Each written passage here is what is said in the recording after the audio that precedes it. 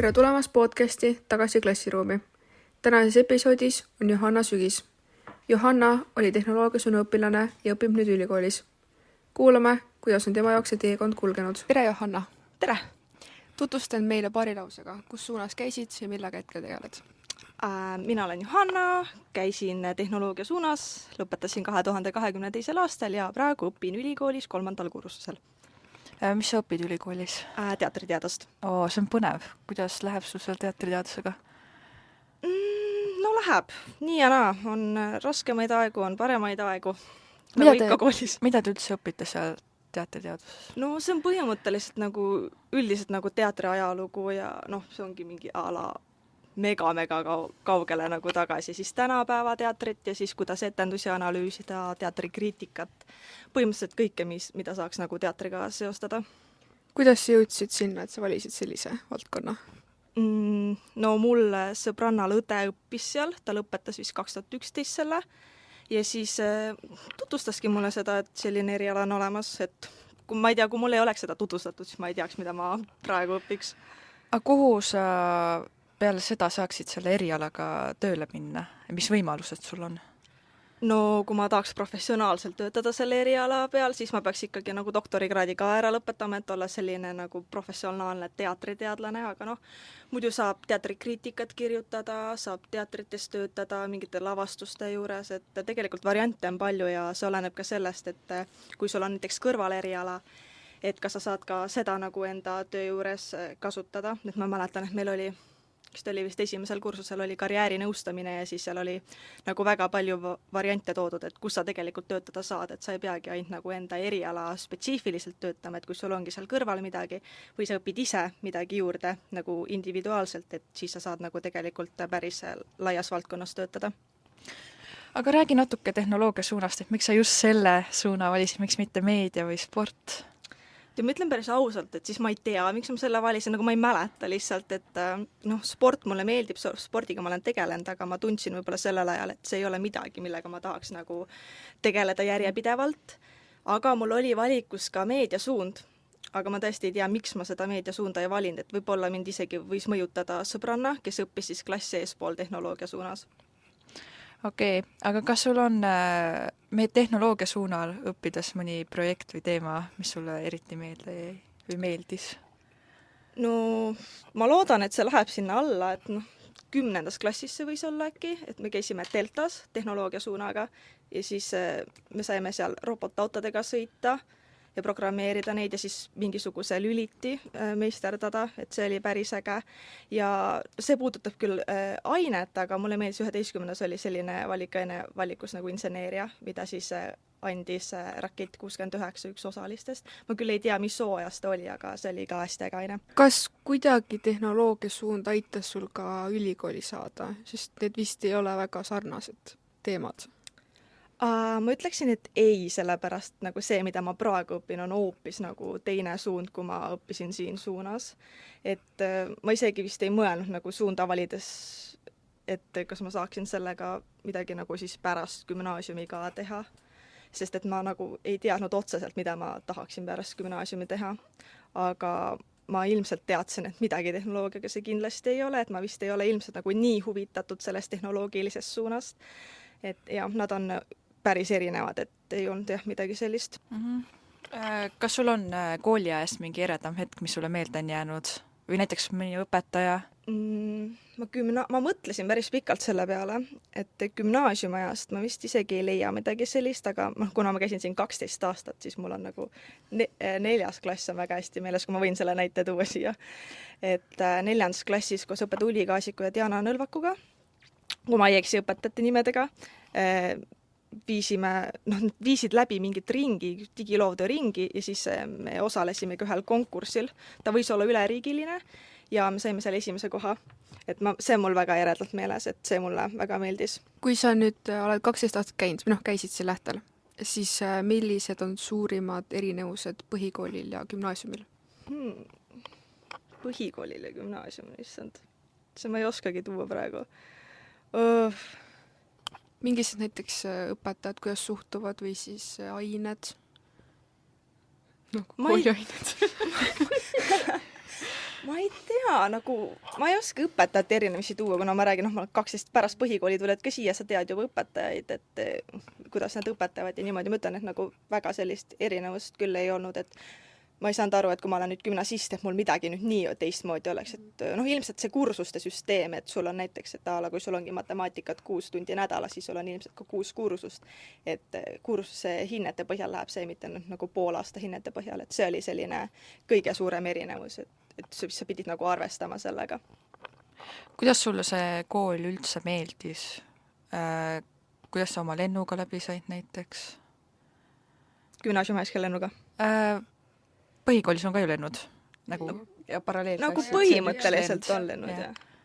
Kuidas läbi said, kuidas suhtumine oli? Ma tahaks loota, et me saime hästi läbi. Selles mõttes, et gümnaasiumis oli niimoodi, et me nagu päris kõik omavahel nagu igapäevaselt ei suhelnud, et meil olid ikkagi mingid sellised nagu kambad nagu tekkinud, et tüdrukud, kuna mul oli gümnaasiumis hästi vähe tüdrukud, mida oli vist 6 või 5, et siis nagu mina ja siis 3 klassiõde siis omavahel olime kogu aeg koos, et tekkisid mingid sellised kambad kõikide vahel, et sellist otseselt nagu igapäevast tihedat suhtlust terve klassi vahel ei olnud. Aga põhikoolis, see on see aeg, kui ma ei mäleta seda väga, aga eks seal oli ka kokkuhoidev klass, et meil olid nagu paralleeliga, me olime hästi nagu palju käisime koos ja et me olime nagu selles mõttes, et koos paralleeliga üks ühine punt nii-öelda siis. Johanna, õpetaja Berit Tafenol on sulle ka soovitusi, kuidas ülikool edukalt ära lõpetada. Kuulame tema nippe ja nõuandeid edasiseks teekonnaks. Tere! Tere! Kuidas meenutate Johanna sügist? No üks Johannadest oli mul oli klassis 2 Johannat, ma ajasin neid stabiilselt omavahel sassi kuni lõpuni.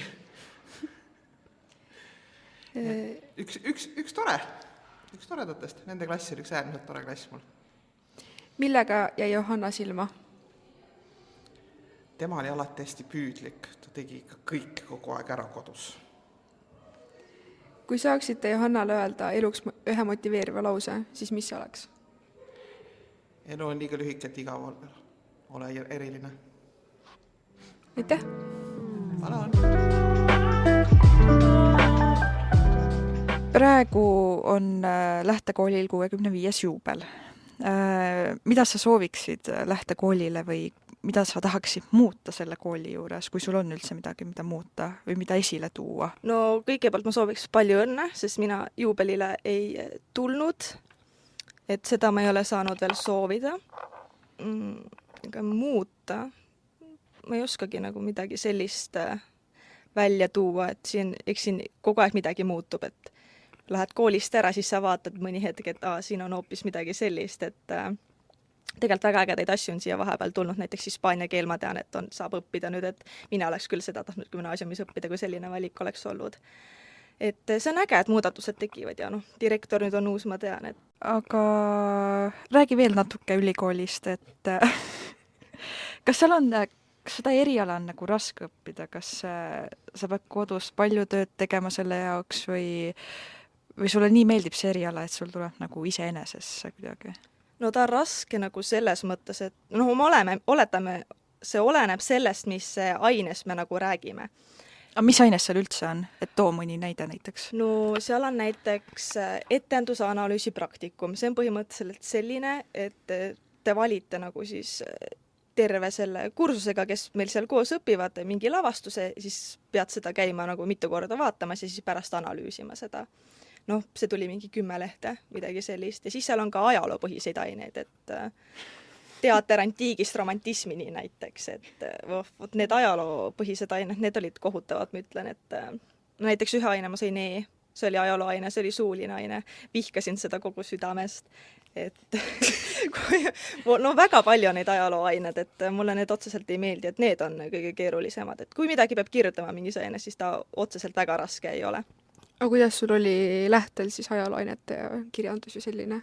No tead, siin oli palju lihtsam kui ülikoolis, et siin ma sain ikkagi kuidagi hakkama. Kirjandus polnud väga raske ja mul selles mõttes, et ülikoolis mul niimoodi kirjandust ei olnud. Seal on hoopis nagu teistsugused ained, et sul ei ole mingit inglise keelt ja selliseid asju, et seal sa saad põhimõtteliselt nagu ise valida endale ained, mida sa tahad teha. Muidugi on kindlasti kindlad kohustuslikud ained, mis sa pead võtma ja igad erinevad moodulid, et mida sa pead läbima. aga kirjandust mul seal oli küll ülikoolis siis, et pidid lugema hästi palju. Noh, see ei olnud just kõige meeldivam, aga eks ma ikkagi lugesin, aga siin kirjanduses ta ei olnud väga raske, et see oli ikkagi midagi teistmoodi. Et noh, õpid nagu teooriat, loed raamatuid ja sellised asjad, et ülikoolis ma ainult lugesin raamatuid ja siis vastasime neid. Aga ajalugu, ta läks kuidagi sain läbi sellest. kuidas on üldse tudeng olla, milline on see tudengielu? Vaene. et ma võib-olla ei ole kõige ehedam näide selle tudengielu kohta, sellepärast et ma nagu ei käi kooli kõrvalt tööl, sest et ma lihtsalt vaimselt ei jaksaks seda, sest ma tahaks ellu ka jääda. Aga ma tean, et mul kursusekaaslased käivad tööl ja üks mu kursuõde, mulle tundub, et ta saab isegi hakkama, aga ega tal see vist väga kerge ei ole, et kui sa näiteks elad ühiselamus, siis sa võib-olla pead mõni kuu leppima ainult kiirnuudlitega, et jah, et kui sul on näiteks ülikoolis käies selline võimalus, et sa ei pea tööl käima, siis ma soovitan seda mitte teha, kui sa tahad jääda ellu. Aga kui sa tunned, et sa saad käia nagu tööl ja õppida samal ajal, siis miks mitte? Aga Tartu on niisugune linn, kus tehakse tudengitele hästi palju üritusi ja asju, kas sa oled mõndadel käinud ka? Ma olen käinud Pannkoogi hommikul näiteks, see on tudengipäevade raames, Yeah. seal ma olen käinud, aga seal ongi niimoodi, et sa pead siis, ma arvan, tund aega enne ritta minema, et Pannkooki saada, sest muidu sa lihtsalt passid seal. Aga seal on nagu enamus asjad sellisel kellaajal, et ma lihtsalt ei saa ise minna sinna, kuna ma ei ole nagu Tartust. Et ma olen Tartust väljas nagu ikkagi mitukümmend kilomeetrit, siis mul on väga raske nagu mingi öösel kella 12 kuskile minna, siis ma pean koju ka saama pärast. Et jah, aga muidu seal on väga lahedad üritused on, et kindlasti soovitan osa võtta, et näiteks kui kavatsetegi ülikooli astuda, olete esimene aasta, siis seal see Tartu tudengipäevad korraldavad ka sellise ühise suure rebaste pidu see vist on, et kus sa siis pead kõik takistused ära läbima, et see tundub päris põnev. Aga sa oled ka olnud saates Kõige parem kaaslane. Päris põnev saade oli, ma ise vaatasin. 3. hooaega ei jõudnud vaadata. Aga nägi esimesed ka. Ja see oli kuidagi nagu teistmoodi oli. Oli jah, hoopis teistmoodi. Need 2 esimest olidki nagu siuke hästi tore ja äge, aga kuidas sa sinna saatesse jõudsid? Et miks sa tahtsid seal osaleda või äkki keegi sundis või saatis ise selle ankeedi? Või? Ei sundinud ja keegi ankeeti ka minu eest ei täitnud, aga ma arvan, et see võis olla niimoodi. See oli ikkagi aastal 2021, et vist oli 21. Või oli 22, äkki ma enam ei mäleta ka. 22. Ma tean, et ma olin gümnaasiumi lõpetanud, siis 22 ilmselt, jah. Et mul sõbranna saatis screenshoti, et nagu otsitakse uude hooaega uusi osalisi. Ma muidugi mõtlesin hästi pikalt, et see tegelikult ei ole nagu ikkagi mulle, et mida ma nagu teha tahan. Mulle meeldib näitlemine ja selline asi, et aga kas see just on mingi reality saade, et seal ei saa ju näidelda ega midagi, seal sa oled põhimõtteliselt sina ise. Et kas see on ikkagi, mida ma teha tahan, aga kuna saatejuht on YouTuber, siis ta pani nagu enda YouTube'i kanalile ikkagi selle üleskutse, et davai, et nagu kandideerige, et meil on mõned osalised puudu ja siis see oli viimasel hetkel ma siis mõtlesin, et mis mul ikka kaotada on, et kui ma ei saa sinna, siis see on täiesti fine ja kui ma saan, siis tuleb nagu minna, et mul ei olnud nagu mingit kindlat eesmärki, et see saade tuleb, nüüd ma tahan sinna minna, et jah, see mõtlemisprotsess oli ikkagi päris pikk. Aga kui sa selle ankeedi ära saatsid, siis oli ka mingi casting, on ju? Ja videokõne oli, et oli saate tegijatega, produtsent ja siis toimetaja või keegi, ühesõnaga keegi saatemeeskonnast välja, siis see saatejuht. Siis nad küsisid igasuguseid küsimusi. Milliseid? Et mis sa suvel teed ja et milline inimene sa oled ja midagi sellist, et ma päris täpselt ei mäleta enam neid küsimusi. Mis oli kõige suurem väljakutse saates osalemisel? Ma ei ütleks, et seal oleks midagi suurt nagu väljakutsuvat olnud, seal pigem lihtsalt kõik oli nii uus, nagu selles mõttes, et need, mis kui te olete vaatanud saadet, siis seal on erinevad ülesanded, et nagu ma ei ütleks, et ükski neist oleks väljakutsuv olnud, lihtsalt nagu pigem uus, ikkagi meie vanavanemad on pigem teinud neid asju, et kes on nagu vanemas generatsioonis siis, et tänapäeval on ju kõik ikkagi muutunud. Aga kuidas see emotsioon oli seal, kui sa kohapeal olid, et kas poole pealt tahtsid ära minna või lõpuni oli see, et nii tore, et ma siia kandideerisin, et täiega äge on ja? Poole pealt ma ära ei tahtnud minna, mul ei tekkinud ühtegi mõtet nagu kordagi selles mõttes, et siin on igav või midagi, et miks ma siia üldse tulin, et tegelikult see seltskond seal oli ju väga äge. Oota, mis see küsimus oli? Et kas need emotsioonid, millised need olid? No alguses oli ikkagi nagu segadust tekitav, et kus sa oled, sest et noh, sa ei näinud ju, kuhu sa lähed, et Tartust meid korjati peale, sa nagu ei näinud isegi, kuhu sa sõitsid, sest et silmad olid kinni. Et nagu ikkagi kõik oli selles mõttes, et uus, et ikkagi sa olid ju Elevil. Terve see tee, see oli ju, see ei olnud Tartus. See ei olnud Tartus. See oli umbes 2 tundi, 1,5 tundi. See oli Otepääl kuskil. Okei.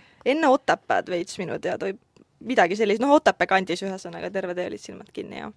Aga et jah, see meeleolu, seal ikkagi Elevil olid, kui sa sinna said, siis ikkagi käisid kõik kohad, vaatasid läbi, aga ei selles mõttes, et kõik me sõbrunesime ja seal ikkagi ju tuttavaid inimesi oli ka, näiteks Kevin, sealt auto Kevin, et me käisime temaga koos lasteaias ja et jah.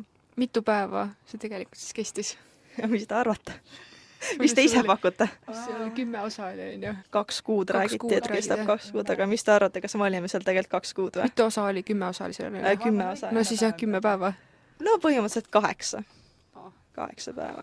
Aga kas kuidagi need koolioskused tulid ka kasuks seal saates, et tuli meelde, et ahah, et just see oota, rahu, et just seda ma koolis õppisin ja seda mul on kasuks siin ka praegu. Näiteks see, kui te tegite neid kleite või?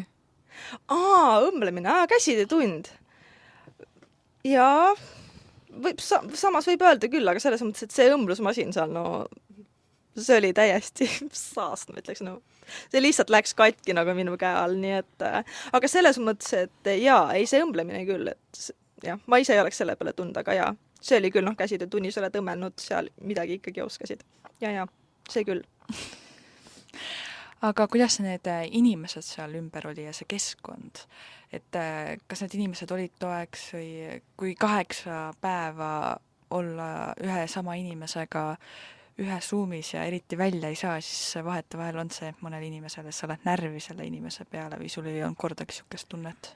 Ma ei olnud kordagi kellegi peale närvis, aga seal oli võimalus, et kui keegi tahab üksi olla, siis ta läheb lihtsalt majast välja, et selles mõttes, et seal oli ju mingi ala ikka, kus sa olla saad, aga ei, ma nagu ei tunne, et seal oleks kedagi näiteks välja tõrjutud või midagi. Eks seal ikka olid nagu ikka seltskondades tekivad ka mingid omad kambad, et seal oligi 2 inimest, olid kuskil oma siis toas ja teised all mängisid kaarte või midagi, et meil ikkagi seltskond oli selline tore, küll nagu oli erinevaid inimesi seal, aga ma ei ütleks jah, et seal oleks midagi nagu nii palju vihkamist või midagi sellist olnud, et meil oli ikkagi lõpus olla koos. Kui sul tekiks uuesti võimalus sarnasesse saatesse minna, siis kas sa läheksid?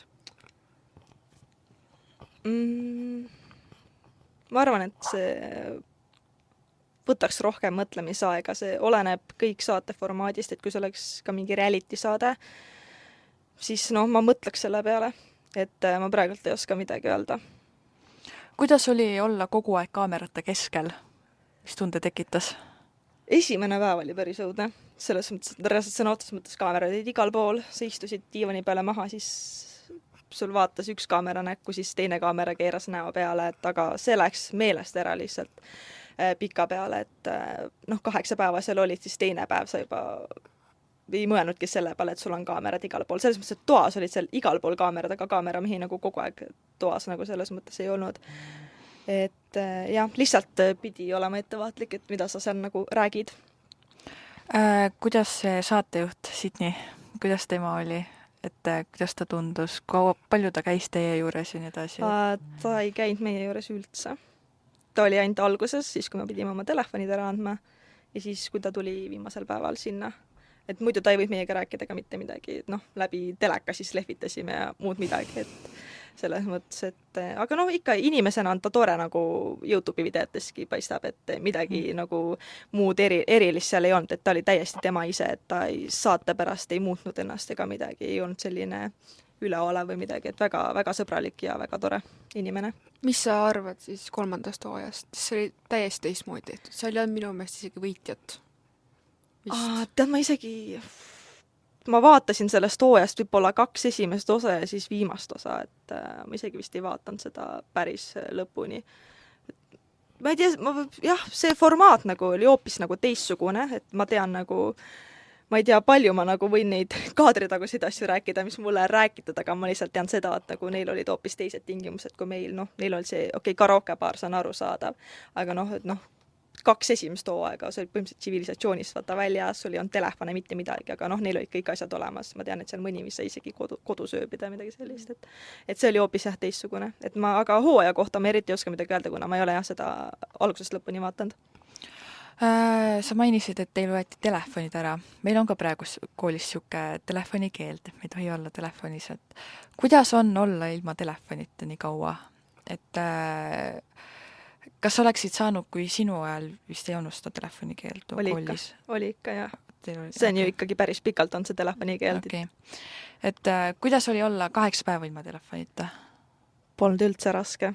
Nagu, kui ma mõtlen selle peale, et koolis nagu on telefonikeeld, siis ma ei tea, siin oli ikkagi mingi sund nagu võtta see telefon kätte, aga see oli ilmselt ka sellepärast, et mul oli see telefon kogu aeg nagu saadaval. Aga noh, saate ajal ju mul ei olnud seda, et need korjati ära ja sõna otseses mõttes korjatigi ära, et me ei saanud neid üldse. Et noh, seal mingis osas nagu saadi helistada, et siis nagu neile antigi nagu telefon selleks ajaks, aga see võeti ära.